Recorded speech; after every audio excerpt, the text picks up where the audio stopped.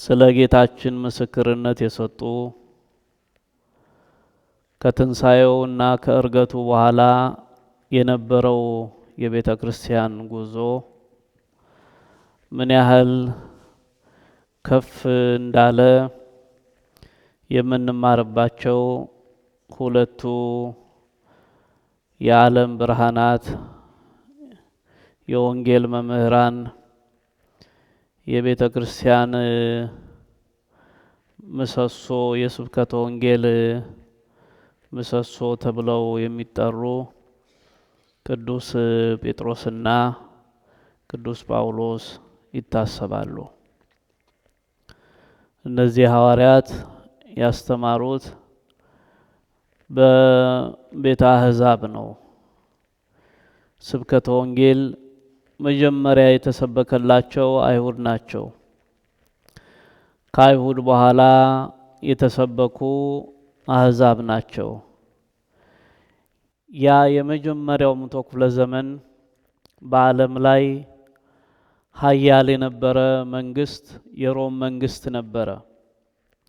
ሮማውያን ከቤተ መንግስቱ ጀምሮ የሚያምኑት የሚያመልኩት በጣዖት ነው።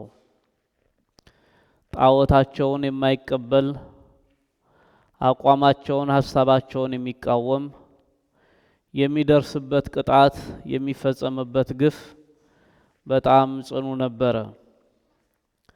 ስለዚህ ማንም ሰው በቀላሉ እግዚአብሔር ካረዳው በስተቀር የቤተ መንግስት ሰዎችን ለመናገር እውነትን አውጥቶ ለመመስከር አይደፍርም።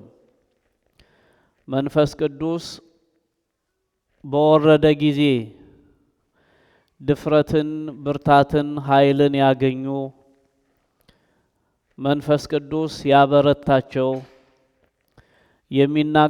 የሚናገሩትን በአንደበታቸው እያኖረ የሚናገርባቸው እነዚህ ሁለት ሐዋርያት ቅዱስ ጴጥሮስ፣ ቅዱስ ጳውሎስ ይህን የማይደፈረውን ቤተ መንግስት የማይደፈሩትን በዚያ ዘመን የነበሩትን የሮም ነገስታት ስለ ኢየሱስ ክርስቶስ በድፍረት መሰከሩላቸው።